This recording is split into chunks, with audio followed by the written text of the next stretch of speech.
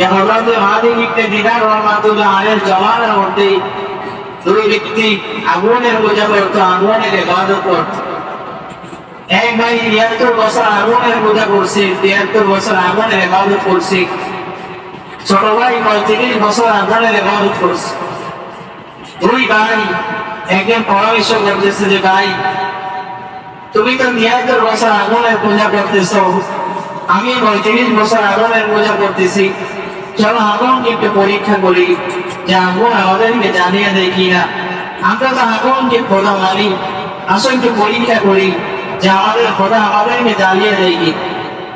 বড় ভাই যখন ছোট ভাইকে খোদা বললো, তো তারা বড় একটা কুণ্ডলী বানালো, আগুনের একটা কুণ্ডলী বানালো। এই কুণ্ডলীর মধ্যে বড় ভাই যখন হাত দিলেন, আগুন ওনার হাতটাকে সাথে সাথে জ্বালিয়ে দিল। ছোট ভাই বড় ভাই বলতেছেন, ভাই তুমি ৭৩ বছর আগুনের পূজা করতেছ, আর আগুন তোমার হাতকে জ্বালিয়ে দিল, চলো আমরা আগুনের পূজা করবো না।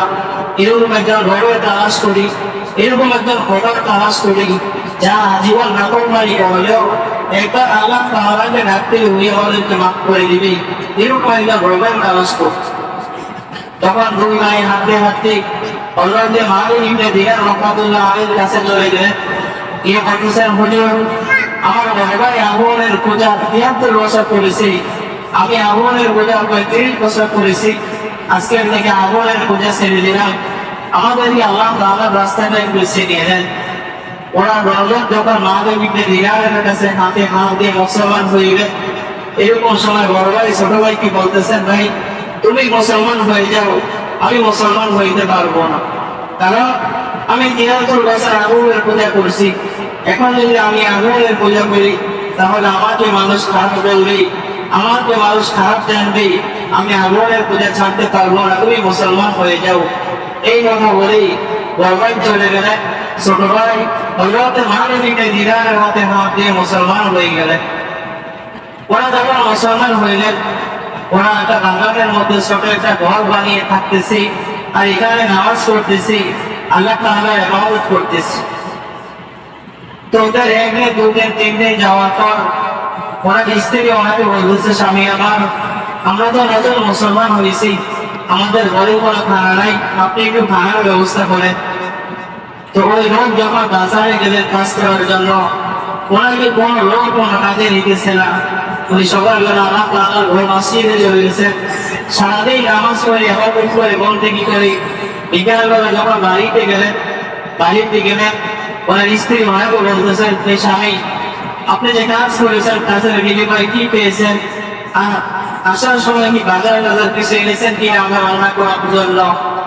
ওনার স্বামী ওগুলো বুঝেছেন যে বেবি আমরা যা কাজ করেছি, আমি আজকে যে মালিকের কাজ করেছি, মালিক বলছে আমাকে আগামীকাল টাকা দিবি, আমি আগামীকাল বাজার নিয়ে আসবো। এভাবে ১ দিন ২ দিন ৩ দিন যাওয়ার পর ওই লোক আল্লাহ তাআলার কাছে কান্নাকাটি করলো, আল্লাহ আমার ঘরে তো কোনো খানা নেই, আমি তো সারাদিন নামাজ পড়ি, তোমার ঘরে থেকে থেকে ইবাদত করি, আমাকে কোনো ব্যক্তি কাজও নিতেছে না, আমার ঘরের মধ্যে আমার বিবি আছে, ঘরের মধ্যে আমার ছেলে মেয়ে আছে, ওদেরকে নিয়ে আমি কেমনে চলবো, কেমনে খাবো, ঘরের মধ্যে তো কিছুই নাই। তখন আল্লাহ তাআলা জিবরাইলকে পাঠিয়ে দিলেন, জিবরাইল যাও আমার এই নামটা বলে যাও, জান্নাত থেকে নাজ নিয়ামতের খানা ওই বান্দার বলে দিয়ে আসো। জিবরাইল ওই বান্দার ঘরে আসলেন, আইসা সমস্ত খানা ওনাকে দিয়ে চলে গেলেন। বিকালবেলা যখন অনেক স্বামী আসলো, ওনার স্বামী যখন ঘরে ঢুকলেন, ঘরে ঢুকে দেখতেছেন নাজ নিয়ামত, ভালো ভালো খানার বেড়া বলতেছি। তখন ওনার বিবি বলতেছেন যে স্বামী তুমি এতদিন যে মালিকের কাজ করছো, ওই মালিক কিছুক্ষণ আগে আমাদেরকে খানা দিয়ে গেছি। তখন ওই যুবক বলতেছেন, সাথে সাথে ওই সিজদায় বলতেছেন যে মালিক হে আমার আল্লাহ, এতদিন আমি আপনাকে ইবাদত করছি, সারাদিন মসজিদে নামাজের মাধ্যমে আমার জীবনকে কাটিয়ে দিয়েছি, ইবাদতের মাধ্যমে আমার জীবনকে কাটিয়ে দিয়েছি, আর আজকে আপনি আমাকে খানার ব্যবস্থা করলেন, আপনার কাছে আমি হাজার হাজার শুকরিয়া জানাই দিচ্ছি। ওই যুবকের ব্যাপার বিশ্বাস চলে এসেছি যে মুসলমান হয়েছি, আল্লাহ তাআলা জান্নাত থেকে আমার খানার ব্যবস্থা করে দিয়েছে। আমরা যদি দুনিয়ার মধ্যে ইবাদত করি, বন্দেগী করি, আল্লাহ তাআলা বলে যে বান্দা তুমি যখন দুনিয়ার মধ্যে থাকবা, দুনিয়ার মধ্যে চলবা, আমি আল্লাহ রব্বুল আলামিনের ইবাদত করবা, আল্লাহ রব্বুল আলামিনের বন্দেগি করবা, আমি আল্লাহ তাআলাও তোমাকে দুনিয়ার মধ্যে সাহায্য করব। তোমার যখন যেটা দরকার আমি আল্লাহ তাআলা তোমাকে ব্যবস্থা করে দিব। আমরা যখন নামাজ পড়তেছি, নামাজের মধ্যে আমাদের মন কোথায় কোথায় চলে যায় আমরা নিজেরাও জানি না। আর সাহাবায়ে কেরাম রাদিয়াল্লাহু তাআলা বলেন, আমরা যখন নামাজে দাঁড়াইতাম আমাদের মাথার উপর পাখি এসে বসে থাকতো, আমরা টেরও পাইতাম। এরকম ভাবে সাহাবায়ে কেরাম রাদিয়াল্লাহু তাআলা নামাজ পড়তেন। আমাদের মাদ্রাসায় একটা কিতাব পড়ানো হয়, কালুরি নামে একটা কিতাব। তো কিতাবের মধ্যে একটা ছোট্ট একটা ঘটনা আসছে যে দুই বন্ধু, এক বন্ধুর নাম হলো হযরত আব্দুল্লাহ, আরেক বন্ধুর নাম হলো ইসম। এই যে বন্ধুর আমল, এই দুই বন্ধু, একজন হলো আব্দুল্লাহ, আরেকজন হলো ইসম। ইসমের আমল অনেক সুন্দর, ইসমের চরিত্র অনেক সুন্দর ছিল। তো আব্দুল্লাহ এসে প্রশ্ন করতেছে, ইসম তুমি নামাজ কিভাবে পড়ো আমাকে একটু বলো। ইসম বলতেছে, আমি যখন নামাজে দাঁড়াই, নামাজে দাঁড়ানোর আগে আমি দুইটা উজু করি। একটা হলো নামাজের উজু করি, আরেকটা হলো আমি আমার কলবকে পরিষ্কার করার জন্য উজু করি। আমি উজু করে যখন মসজিদে ঢুকি, আমি যখন নামাজ পড়ার জন্য দাঁড়াই, আমি দুনিয়ার সব কিছু ভুলে যাই, দুনিয়ার সব কিছু ভুলে যাই। আমি যখন আল্লাহু আকবার বলে নামাজ শুরু করি, আমি মনে করি আল্লাহ তাআলা আমাকে দেখতেছেন, আমি আল্লাহ তাআলাকে দেখতেছি। জান্নাত জাহান্নাম আমার সামনে, আমি পৌঁছিলামের রাস্তার উপর দাঁড়িয়ে রয়েছি। ডান দিকে জান্নাত, বাম দিকে জাহান্নাম, পিছনে আজরাইল বসে রয়েছে। আমি নামাজ শেষ করতে দেরি আছে, আজরাইল আমার রূপটা নিয়ে চলে যাবে। এরকম ভয় নিয়ে আমি নামাজ পড়ি।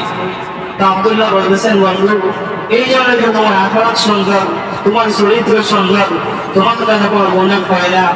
এই জন্য আমরা নামাজ পড়তে হবে এরকম ভাবে যে আমরা যখন নামাজে দাঁড়াই আমাদের মনের মধ্যে এরকম একটা চিন্তা আনতে হবে যে আমি যখন নামাজে দাঁড়াইছি আল্লাহ তাআলা তো আমাদের দেখতেছেন। এরকম চিন্তা যদি না হয় তাহলে ভাবতে হবে যে আমি আল্লাহ তাআলাকে দেখতেছি। যখন এরকম চিন্তা নিয়ে নামাজ পড়বো, আল্লাহ তাআলা বলে তোমার নামাজ পরিপূর্ণ হয়ে যাবে। আমি আল্লাহ রব্বুল আলামিনকে রাজি খুশি করার জন্য নামাজও হয়ে যাবে। আল্লাহ তাআলা আমাদেরকে এরকম নামাজ পড়ার তৌফিক দান করুন, বলে আমিন। কারণ হাশরের ময়দানে আল্লাহ তাআলা যখন বান্দার নামাজগুলো দেখবেন, বান্দার আমলনামাগুলো দেখবেন, আল্লাহ তাআলা ফেরেশতাদেরকে বলবেন, হে আমার ফেরেশতারা বান্দার আমলনামাগুলো একটু দেখো। ফেরেশতারা যখন বান্দার আমলনামাগুলো দেখবে তখন দেখবে ওদের রোজাগুলো সব ঠিক আছে, অন্যান্য ইবাদতগুলো ঠিক আছে, কিন্তু নামাজ ঠিক নেই। আল্লাহ তাআলা বলবে আমাদের বান্দাকে বিনা হিসাবে জাহান্নামে নিক্ষেপ করো। আবার এরকম বলবে, আল্লাহ আপনার বান্দার রোজা ঠিক নেই, অন্যান্য ইবাদত ঠিক নেই, কিন্তু নামাজ ঠিক আছে। আল্লাহ তাআলা বলবে যে নামাজের উসিলা দিয়ে বান্দাকে তুমি মাফ করে দাও এবং এই নামাজের উসিলা থেকে জান্নাতে প্রবেশ করে দাও। এই জন্য নামাজ আসরের ময়দানে সর্বপ্রথম নামাজের হিসাব